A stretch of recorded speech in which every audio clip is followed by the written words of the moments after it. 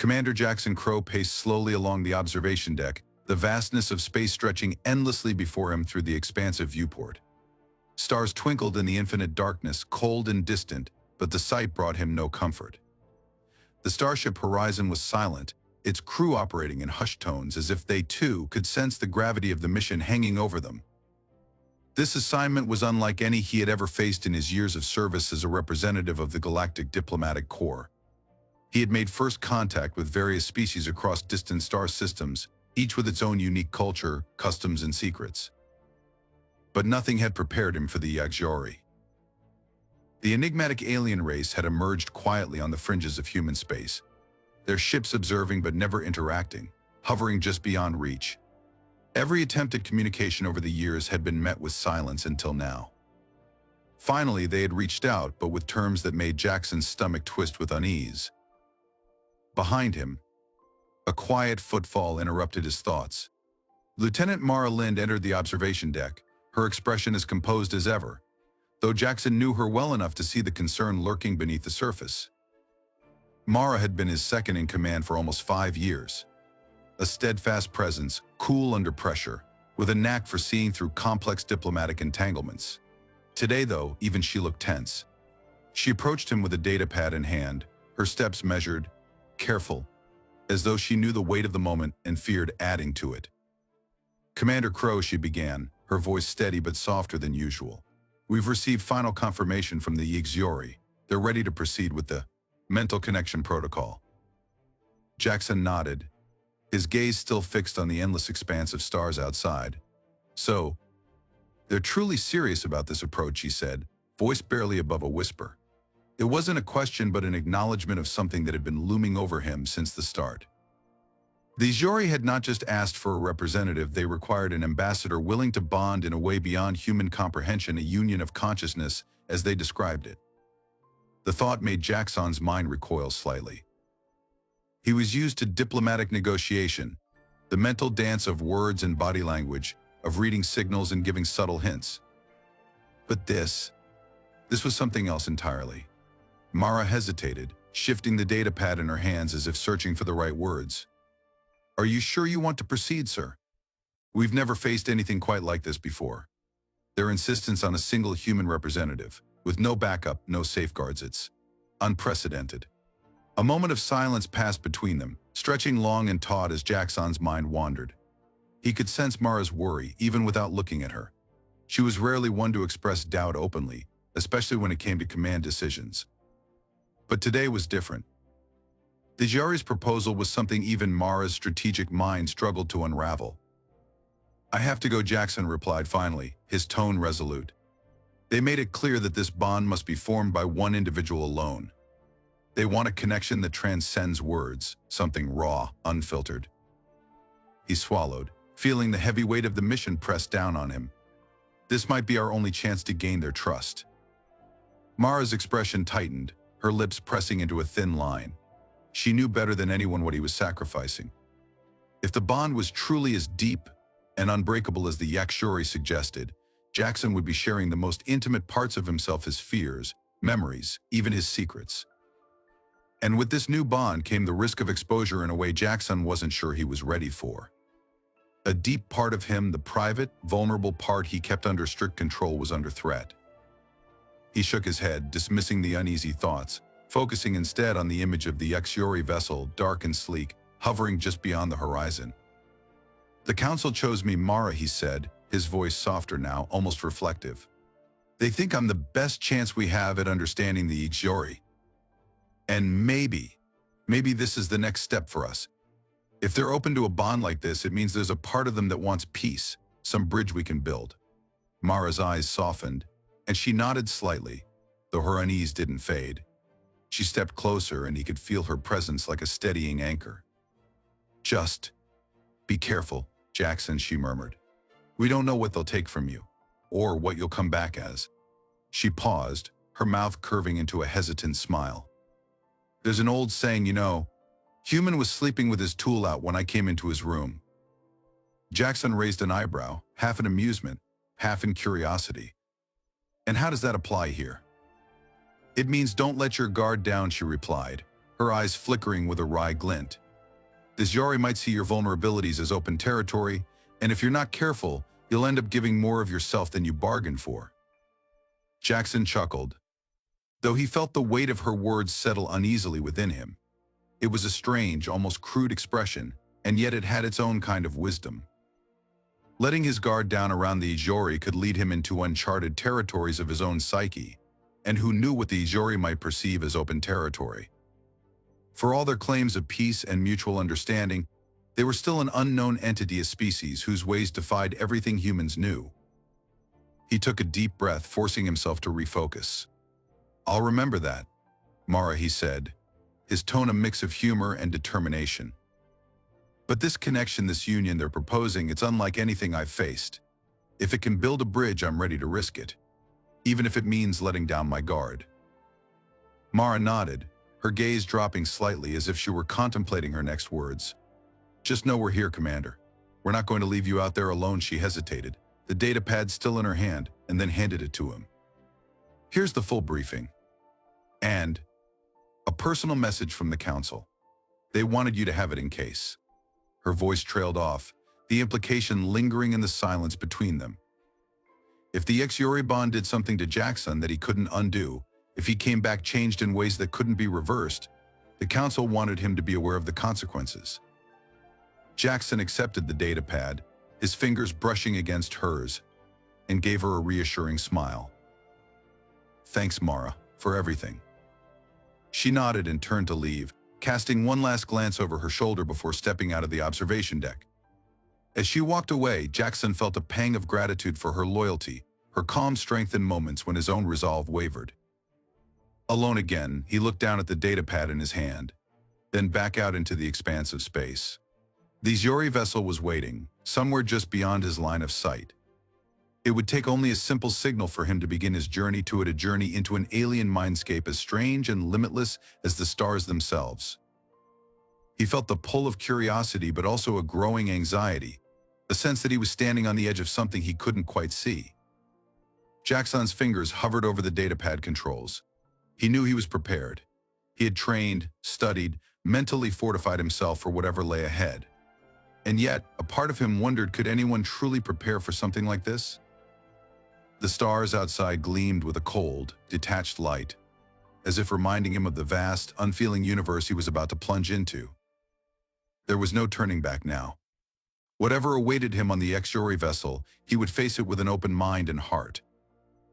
In the dimly lit meeting chamber of the Starship Horizon, Commander Jackson Crow felt the weight of his mission settle on him more heavily than ever. The quiet hum of the ship's machinery, usually comforting in its familiarity, was now a reminder of the looming encounter with the Yori.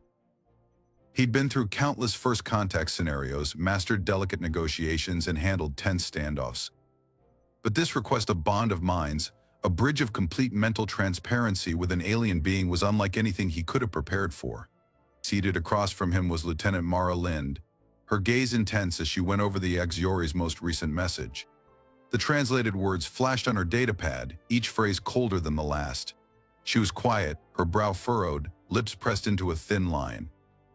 Finally, she looked up, locking eyes with him. "Commander, are we really going through with this?" she asked, her voice steady but shadowed with uncertainty. She gestured at the screen, where the details of the Yori's proposition glowed. "They're asking for a level of intimacy that goes beyond anything we've known." Jackson nodded slowly, feeling the subtle shift of the ship as it adjusted course. "We're going through with it, Mara," he replied, his tone firm but not unkind. The Yori made it clear that their form of communication requires this level of openness. They don't want a meeting or negotiation. They want complete understanding. A bridge that's unbreakable. He ran a hand through his hair, his fingers brushing against the growing tension in his neck. "And if this is the only way to build that bridge, then it's my duty to do it." Mara's gaze softened, though her concern was palpable.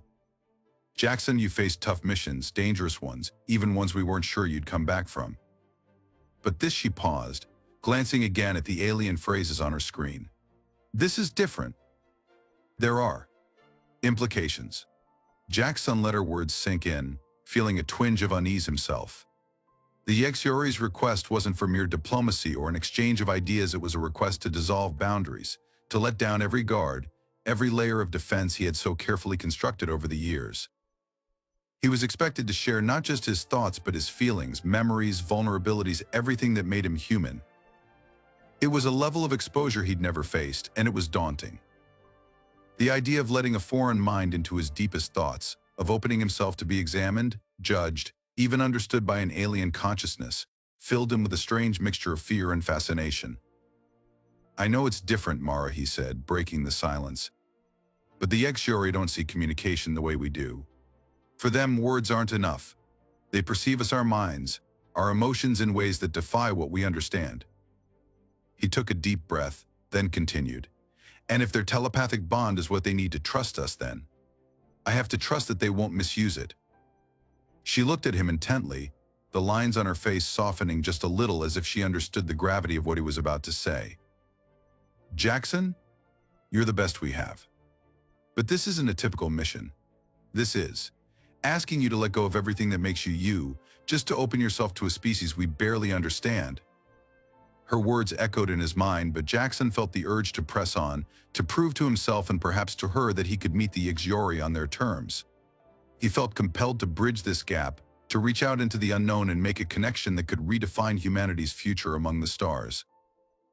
"I won't lose myself, Mara," he assured her, though the words sounded as if they were meant as much for him as for her. "But we can't turn away from this. The ex-Yori have kept their distance for years, and now finally they're willing to connect. If we don't take this chance, we may never get another." Mara nodded, though her eyes remained shadowed with worry. She handed him the datapad, a soft gesture, but one that carried the unspoken weight of her concern. "At least read their message again before you go," she murmured. He took the pad, scrolling through the translated words, his pulse quickening with each line. The Yori's communication was precise, yet woven with strange phrases and implications, suggesting a deep, collective mindset. The request itself seemed simple, almost clinical at first. "We require a mutual bond, a union of minds to establish understanding," but as he read further, the words took on a more profound weight. "Their species communicated by melding consciousness, a process through which they experience one another's thoughts, emotions, and memories in a single, unbroken stream." The description fascinated Jackson, but the consequences loomed large. To the ex-Yori, sharing one's mind wasn't invasive, it was intimate, like offering one's soul. For them, it was not merely a gesture of trust, it was the only way they knew how to truly know another being. "I'll be back soon," Jackson said finally, handing the datapad back to Mara, though his voice carried a weight even he wasn't sure of. She took it but didn't move to leave, and after a pause, she placed her hand on his arm, her grip firm, grounding him. "Jackson," she murmured, her gaze locking onto his, "don't lose sight of who you are. Even if they see everything, even if you have to open every part of yourself to them, remember, you don't have to give it all away." A faint smile touched his lips, though the apprehension hadn't left him. "Thank you, Mara," he said, his voice softened by her loyalty. "I'll keep that in mind." He gave her hand a gentle squeeze before letting go, turning toward the corridor that led to the docking bay. Each step was accompanied by the steady beat of his heart, growing louder as he approached the dim-lit gateway. Beyond it lay the docking bay where the ex-Yori vessel had just arrived. Their ship was unlike any other he had seen, a sleek, obsidian mass that absorbed the light around it, seeming to pulse with an energy he couldn't quite describe. The docking bay doors slid open, and as he entered, the full magnitude of the Yori ship filled his vision. It was vast and silent, its blackened hull humming with a low, rhythmic vibration. It reminded him of a living entity, a heartbeat that thrummed just below the surface, and he felt an almost primal pull toward it, as if the ship itself was aware of his presence, waiting for him. The air was thick, charged with an indescribable energy that made his skin prickle. He took a steadying breath and approached the entryway, which shimmered in the dim light. This was at the threshold of a bond that would redefine what it meant to connect with another life form. Without hesitation, he crossed the threshold. The moment his foot touched the other side, he was greeted by a strange warmth, an almost palpable presence that seemed to linger in the air. It was as if he were walking into an extension of these Yori themselves, an organism that had grown with them, bonded with them as much as he would soon bond with one of their own. Inside, the walls glowed softly with a faint, luminescent blue. There was no furniture, no visible technology, only smooth, curved walls that seemed to ripple and shift as he moved. He couldn't shake the feeling that the ship was alive, its surfaces pulsing faintly in time with his own heartbeat. He had barely taken a few steps when he felt a presence in his mind, subtle but unmistakable, like the brush of a hand just beyond the edge of his awareness.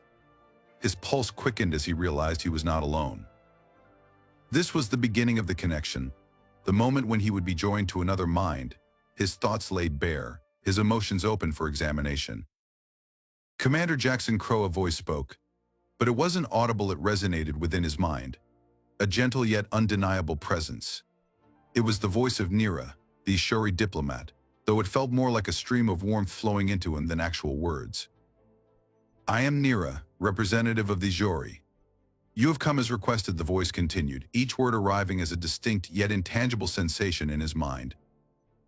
The language was alien, yet he understood, their thoughts merging with his own in an extraordinary harmony that was both exhilarating and terrifying. "Yes, I'm here," Jackson replied, willing himself to relax. He knew he had to remain open, to let the connection deepen if this was to work. Already he felt her probing gently, an exploration that hovered on the edges of his consciousness, curious but careful. It was as though she could sense his nervousness and responded with a soothing, almost comforting presence. "Your thoughts. They are guarded," Nera observed, her tone both questioning and calm. "We do not need such barriers here, Commander. This bond requires openness." The request sent a shiver through him, and he took a slow, deliberate breath. He felt Nera's awareness encircling him, reaching for his hidden fears, his deepest memories. The sheer intimacy of it made his heart race, and for a moment, he almost pulled away. But he reminded himself of the mission, of the alliance they were trying to build. This was his responsibility, and if he didn't trust her, if he didn't allow this connection to happen, then there was no point in being here. Slowly, he relaxed his mind, letting the walls he'd built around his thoughts soften, letting Nera see. He felt her presence grow stronger, merging with his own, her emotions flowing into him: curiosity, patience, and something else, something he couldn't quite name. She was seeing him now, not just his thoughts, but his life memories flashing before them like fragments of a dream. His childhood, his training, the friendships he had lost in the line of duty, the solitude he carried with him as he traveled the stars. Each memory felt raw, exposed, yet the sensation wasn't painful, it was freeing, as if he were shedding a weight he had carried for too long. And as he opened himself to her, he could sense her as well, her own memories and emotions bleeding into his consciousness. He saw glimpses of her world, these Yori's culture, their unity, their dependence on each other's minds for support, understanding, existence. They lived in a way that humans couldn't imagine, a collective consciousness that offered complete unity but at the cost of individuality. And yet, despite this unity, there was a loneliness in Nera, a quiet, unspoken desire to connect with something or someone outside of herself. In that moment, Jackson realized the true nature of the Yori's request for intimacy. It wasn't just a form of diplomacy, it was a deeply personal act, a reaching out across the divide of species to forge a connection that went beyond words or agreements. It was a plea for understanding, for companionship, for something more. They stood in silence, minds intertwined, the boundaries between them blurring until he could no longer tell where his thoughts ended and hers began. The request for intimacy had been fulfilled, but in that moment, Jackson realized it was more than a mission. It was the beginning of something neither of them could have anticipated, a bond that would change them both in ways they had yet to understand. The corridor leading deeper into the Yori vessel felt like a passage into another world. Commander Jackson Crow took slow, steady steps, his gaze shifting over the shimmering walls, which pulsed faintly with each step, as if breathing in response to his presence. The silence was almost overwhelming, even the soft hum of his own footsteps seemed swallowed by the living walls around him. In that silence, he felt the weight of the connection he was about to forge, a bond far beyond his own understanding, a connection with Nera, the Yori leader herself. This meeting would determine the future of human and Yori relations, a fact that weighed heavily on his shoulders as he drew closer to the inner chamber. Each step seemed to intensify his awareness of his surroundings. The air grew cooler, carrying an elusive, metallic scent that tingled at the edge of his senses. It wasn't unpleasant, but it heightened his awareness, grounding him, reminding him that this was real. There was no turning back. The narrow corridor opened abruptly into a vast circular chamber, and Jackson stopped, breath-catching as he took in the sight. The walls arched high above him in an elegant, spiraling design, flowing into each other seamlessly, giving the space an organic quality. Soft blue light pulsed from the walls, casting everything in an ethereal glow that made him feel as though he'd stepped into a dream. The light danced with shifting patterns, almost like the heartbeat of some immense, unseen creature. There was something sacred about the space, something that demanded silence and reverence. And there, standing alone in the center of the chamber, was Nera. She was tall, taller than any human woman he'd ever seen, her form both slender and imposing, exuding a quiet, mesmerizing power. Her skin was a soft silver, almost metallic, and as she moved slightly, it shimmered under the blue light, reflecting faint iridescent hues that hinted at colors beyond human perception. Patterns etched delicately across her skin lines and swirls that seemed to pulse with the same rhythm as the walls. Jackson felt his breath hitch as he realized these patterns were more than decorative, they were expressive, revealing her emotions, her state of mind, something he had never seen in another being. Her face was strikingly beautiful, though in a way that defied human standards. High, defined cheekbones framed large, almond-shaped eyes that glowed a soft violet, their depth unfathomable and haunting. As their gazes met, Jackson felt an immediate pull, a connection that was deeper than he'd anticipated, something that went beyond simple curiosity or duty. "Commander Jackson Crow," she spoke, but not aloud. Her voice reached him directly within his mind, a soft, melodic presence that bypassed his ears and settled somewhere deep within him. It was intimate, almost like a whispered thought, resonating in a way that was both comforting and unsettling. "Yes," he replied, his own voice sounding strange in the silent chamber. He hadn't meant to speak aloud, but something in her presence made him feel exposed, vulnerable, as if his very thoughts were under her scrutiny. Nera tilted her head, her violet eyes narrowing slightly as she studied him. Her gaze was intense, unblinking, and Jackson realized she was reading him, not just his words, but his thoughts, his emotions. He could feel her probing gently, an exploration that skimmed the surface of his consciousness like the brush of a hand over still water.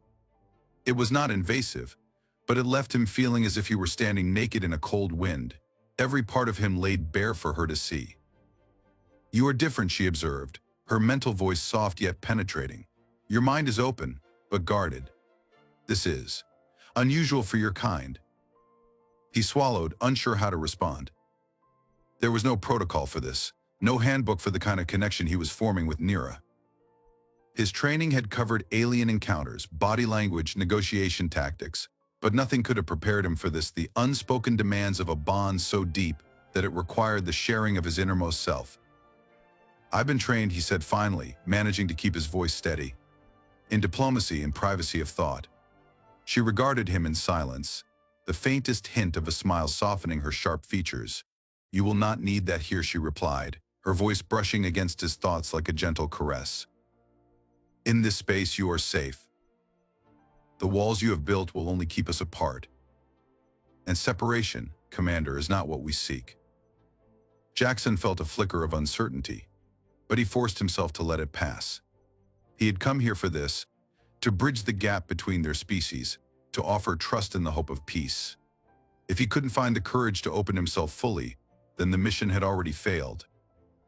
Slowly, he allowed himself to relax, to let down his defenses just enough to feel her presence pressing closer, her thoughts mingling with his. It was an odd sensation, like standing at the edge of a vast, dark ocean, aware that it stretched infinitely beyond what he could see. And in that ocean, he felt her Nera's consciousness, vast and complex, reaching out to him, waiting for him to meet her halfway. As he took a step closer, the air seemed to thicken, charged with an energy that was almost palpable.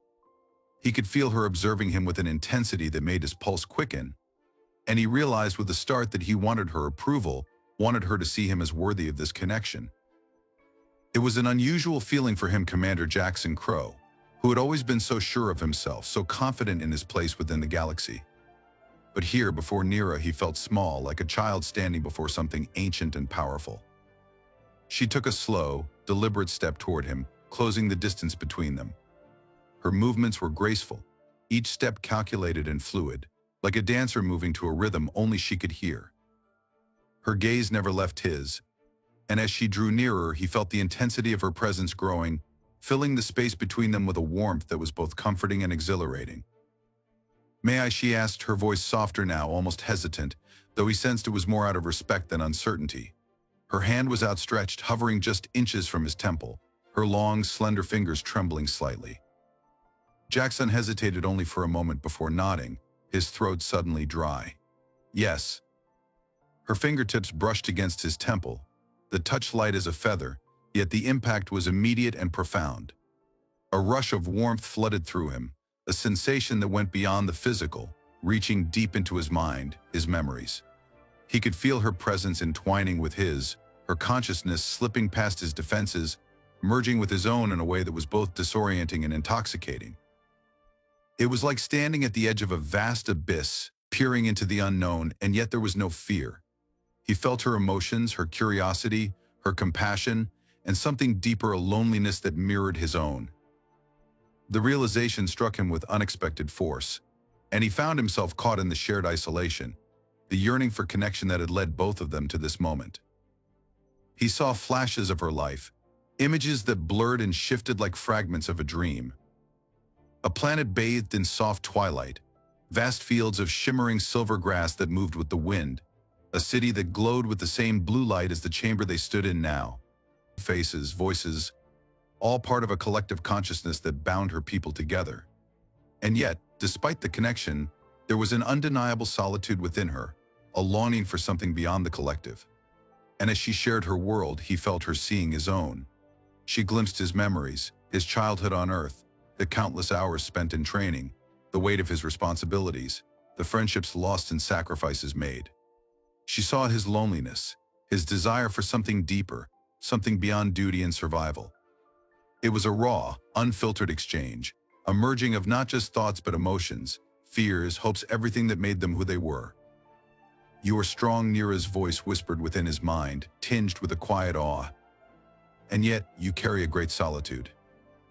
Jackson's breath hitched, the words striking a chord deep within him. Loneliness was not something he often admitted, even to himself. He had always considered it a part of his duty, an inevitable side effect of a life lived in the far reaches of space. But hearing it spoken aloud, even within the privacy of their shared thoughts, made it real in a way he wasn't prepared for. "How? How can you tell?" he asked, his voice trembling slightly with the weight of the question. "Because I know what it is to be alone," she replied, her own voice soft with vulnerability. "My people are bound by our connection, but even within that bond, there are those who feel the isolation of individuality. I am one of them. I was chosen to represent my people, to stand apart. And in that separation, I have found a loneliness that none of my kind can truly understand." Jackson felt a tightness in his chest, a sudden empathy that went beyond words. They were more alike than he had realized, both of them isolated in their own ways, both yearning for something that neither their species nor their roles could provide. "We're not so different," then he said softly, the words slipping out before he could second-guess them. "No," she agreed, her gaze holding his with a warmth that made his pulse quicken. "We are not." They stood there, eyes locked, the silence between them thick with unspoken understanding. Jackson could feel the barriers between them dissolving, the line between their minds blurring until he could no longer tell where his thoughts ended and hers began. It was a sensation both thrilling and terrifying, a connection that went beyond words or promises, something that felt as though it had always been there, waiting for them to discover it. Nera took another step closer, until they were nearly touching, her presence enveloping him, filling the space around them with a quiet intensity. Her hand moved from his temple to his cheek, her touch gentle, almost reverent. "Jackson," she whispered, his name resonating within his mind like a soft melody. "Will you trust me?" He swallowed, his heart pounding in his chest, but there was no hesitation in his response. "Yes." And in that moment, as their minds merged fully, he felt a sense of peace unlike anything he had ever known. It was a peace born not of isolation or control, but of connection and intimacy that defied words, a bond that went beyond the physical or the mental. For the first time in his life, he felt truly seen, understood in a way that transcended the limitations of language or culture. They stood together in silence, their minds intertwined, sharing a closeness that went beyond anything either of them had known. And as the light of the chamber pulsed around them, Jackson knew that nothing would ever be the same again. This was not just the start of an alliance, it was the beginning of something much deeper, something that would change both of them forever. As the connection between them deepened, Commander Jackson Crow found himself swept into a vast, shared mental landscape where boundaries of self and other melted away. What he'd initially expected to be a formal exchange of thoughts had transformed into something far more intimate and unanticipated. Instead of the structured diplomatic protocol he was used to, this connection with Nera felt deeply personal, a meeting of minds that exposed the very essence of who they were. In a sudden rush, memories flowed between them like a river breaching its banks. Fleeting images of Nera's life flashed in Jackson's mind, her world of shimmering silver fields under twilight skies, her people moving in perfect synchronicity within their collective consciousness. He saw the unity they shared, their minds interwoven in ways humanity could hardly fathom. Yet he felt something more, something that surprised him, a subtle loneliness, a quiet, hidden solitude within Nera, an isolation born of her role as a representative apart from the collective. And then, to his astonishment, he realized she was experiencing his memories too. She moved gently through the scenes of his life, the details of which he had always kept guarded: his childhood on Earth, the rigorous training that had shaped him, the friendships he'd lost in the line of duty, and the solitude of his journey among the stars. He felt her lingering on moments that were still raw, still painful, as though she could sense the weight they carried for him. Jackson knew she wasn't just seeing his past, she was feeling it, understanding it in a way no human ever had. This longing, her mental voice whispered, filled with both curiosity and compassion. It resides in you like an old wound. You have known loneliness for a long time. The words struck a deep chord within him, and he felt his usual defenses weakening under the gentle press of her mind. It was true. Despite his successes, his leadership, his accolades, he had never managed to escape the loneliness that had settled in him like a shadow. To have her see it, acknowledge it without judgment, made him feel vulnerable, yet profoundly understood. "Yes," he replied, his voice barely more than a thought. "I didn't expect you to feel it, to understand." "Loneliness is not unfamiliar to me," she murmured in response. "Though we live in connection, not all of us feel part of the whole." There was a pause, a quiet vulnerability in her presence, as though she too were opening herself to the possibility of being seen. "My role, my path has set me apart. Even here within this bond I am, alone." The honesty in her words pulled at him, and he sensed the immense courage it took for her to share this with him. These Yori were bound in a unity that defied human comprehension, yet here was Nera, admitting to the same sense of isolation he had always known. In that moment, the alien formality between them dissolved, replaced by a raw, unspoken empathy. Jackson felt his mind reaching out to hers instinctively, a silent acknowledgement of their shared solitude. It was more than diplomatic duty, more than a mission. This was the recognition of another soul, a connection formed from a place so deep that it went beyond the boundaries of species or language. And as they stood there, minds woven together, Jackson sensed something shifting, evolving in their bond. It was as if they had breached a barrier, entered a space where vulnerability had given way to trust. He could feel her emotions more acutely now. The gentle curiosity she felt toward him, the warmth, the faint stirrings of something that felt almost like affection. He hadn't expected this, hadn't anticipated that he would find, in the mind of an alien, something that felt so close to home. The realization filled him with a profound sense of awe, and he wondered if this was what the ex-Yori had always sought: a connection not bound by formalities or limited to diplomacy, but one that allowed both sides to truly understand each other, to see each other as they were. "Nera," he whispered into their shared mental space, the name carrying a new weight now, a familiarity that felt strange but comforting. "Maybe we aren't meant to be alone. Maybe this connection was meant for more than peace or alliance." She was silent, but he felt the quiet resonance of agreement within her, an unspoken affirmation that perhaps in each other They had found something neither had anticipated but both had unknowingly sought. For Jackson, it was the first time in years that he didn't feel so alone. And in the shared silence that followed, he felt the bond between them solidify. A bridge not just between their species, but between two souls who had found a moment of genuine connection across the vastness of space. The days that followed were a tense silence, charged with an energy Jackson Crow couldn't quite name. The initial euphoria of connecting with Nera had waned, replaced by an unease that prickled at the edges of his mind.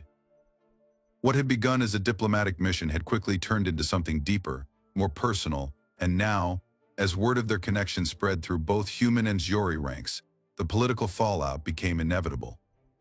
Jackson sat alone in his quarters aboard the horizon, staring at the curved wall that seemed to close in on him. His mind echoed with the memory of Nera's presence, her thoughts still interwoven with his, even though they were separated now. They hadn't spoken since the connection had first taken hold, and he wondered if she, too, felt the weight of what they'd created. A quiet chime broke his reverie, and the ship's AI announced a message from command.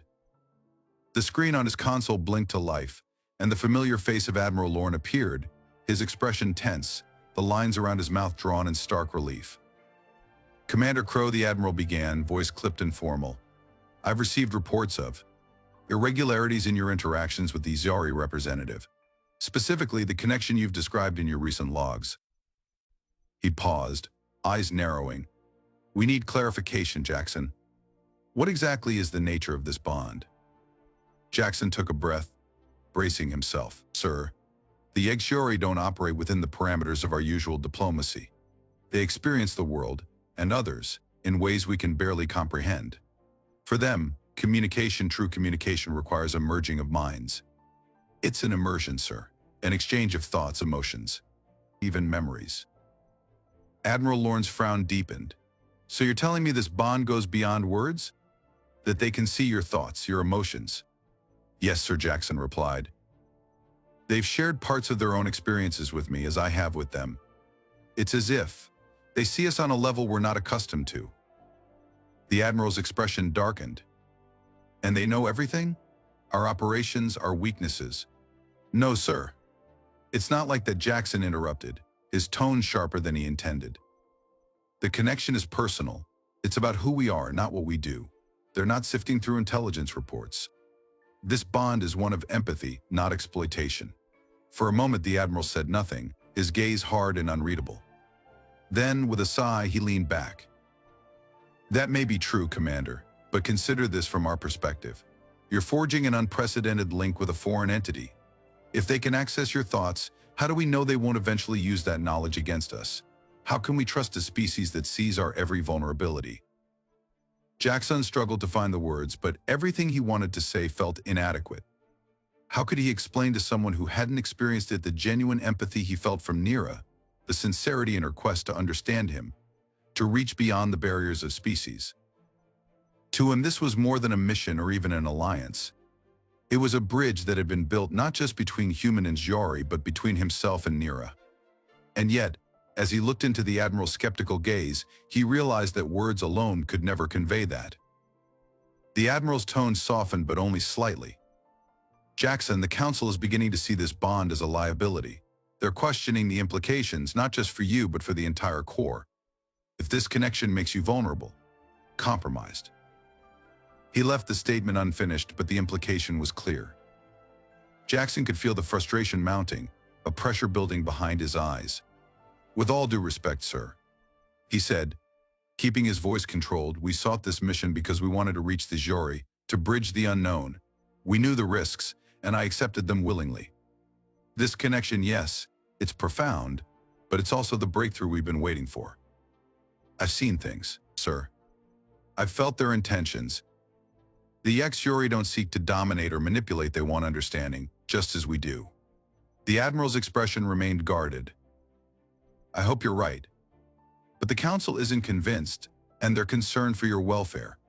If this bond becomes a danger, you may be asked to sever it." The words hit Jackson like a punch to the gut. Sever the bond? The mere thought was unbearable.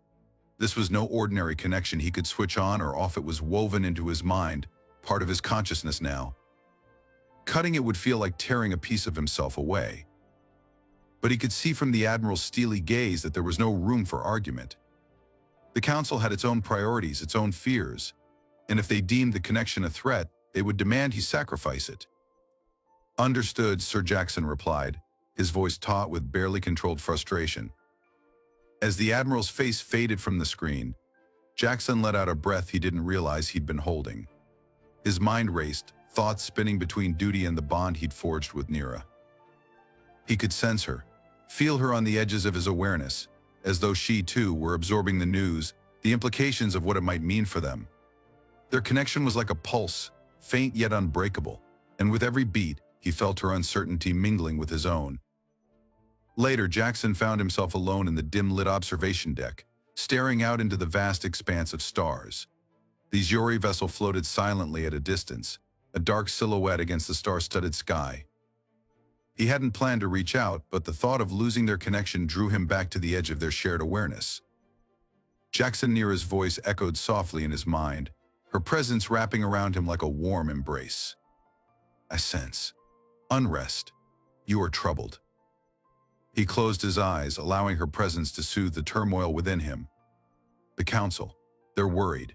They think our bond might become a threat, a weakness that could be exploited." There was a pause, a ripple of emotion that he couldn't quite interpret. "They fear what they cannot understand," she replied, her tone filled with a quiet acceptance. "But you, Jackson, you understand." He felt her words resonate deeply within him, and he knew they were true. Despite everything, he understood her, felt the depth of her sincerity, her compassion, the quiet courage it took for her to reach out to him. This wasn't a tactic or a manipulation, it was something real, something that defied the narrow constraints of politics and fear. "But what if they force us to break the bond?" he asked, the question hanging heavy between them. "What if I'm ordered to let go?" The silence that followed was thick with unspoken words, a tension that pulsed with the fragility of their connection. When Nera finally spoke, her voice was softer, almost hesitant. "I cannot answer for your leaders, nor change their minds. But know this, Jackson, once a bond is formed, it cannot be unmade. I will carry you within me, always, as you will carry a part of me. Even if they sever us physically, we remain." Her words filled him with a strange comfort, a reassurance that no council order or command could erase what they had shared. It was an immutable truth, a connection that had transcended the expectations of his mission. And as they lingered in silence, a deep sense of resolve settled over Jackson. No matter what lay ahead, no matter the orders he would have to face, he knew he would fight for this bond, this unprecedented understanding between two souls that had been, until now, worlds apart. Because the connection he shared with Nera was more than political, more than strategic. It was, at its core, a testament to something humanity had been reaching for among the stars, a chance to truly be seen, to be understood in a way that words could never capture. And as he stood there, staring out into the infinite expanse, Jackson knew one thing with absolute certainty: he would not let go without a fight. The vast observation deck of the Starship Horizon lay quiet as Commander Jackson Crow watched the distant Yori vessel drift against the backdrop of endless stars. The connection he shared with Nera had been the focus of both wonder and scrutiny, and now, after the storm of political unrest, a fragile peace had settled. He'd fought to keep this bond alive, risking his career, even his sense of duty, but now, standing on the other side of that conflict, he felt an unshakable certainty he and Nera had created something transformative, something new. "We knew." A soft chime broke the silence, and Jackson's gaze shifted as the entry door slid open. Nera stepped through, her movements fluid, almost weightless, her silver skin shimmering under the dimmed lights of the observation deck. Her violet eyes found his, and she offered a small, knowing smile. It was a smile that said they had both journeyed through the unknown, weathered uncertainties, and emerged on the other side together. Jackson felt his pulse quicken, and he realized, with a mixture of relief and quiet joy, that he no longer had to hide the depth of what he felt for her. "Jackson," she said softly, her mental voice brushing against his consciousness with warmth. The connection they shared hummed like a current between them, a presence he could sense as surely as his own heartbeat. "The Council has come to an agreement. Our bond, It is permitted. He exhaled, feeling the weight of tension he hadn't realized he'd been holding begin to lift. And your people? They no longer see it as a threat. Nera's expression softened, a flicker of emotion crossing her face. There are some who remain wary, but the Council has recognized the value of what we share. They now see that our connection could be a bridge between our people, a guide toward unity. Jackson's eyes searched hers, and he felt a surge of gratitude, mingled with something deeper, a feeling that had grown quietly over these past days, binding him to her in a way that went beyond diplomacy or duty. Their bond had shown both councils something crucial, that understanding, true understanding, was not found in treaties or contracts, but in the courage to open one's mind and heart to the unknown. He took a step closer, his gaze steady. Then it's decided. We're to move forward. Together. Nera nodded, her gaze filled with a calm determination. Yes, but there is still much to do, Jackson. Building trust between our people will not be easy. Many still hold to fear and mistrust. We'll face it, he replied, his voice resolute. This bond, it's our chance to show them what's possible. If we could find understanding, then so can they. He hesitated, feeling the gravity of the moment, then added, we're more than allies now, Nera. I want to be more than that. The silence between them felt charged, and he sensed her quiet surprise, a vulnerability in her gaze he hadn't seen before.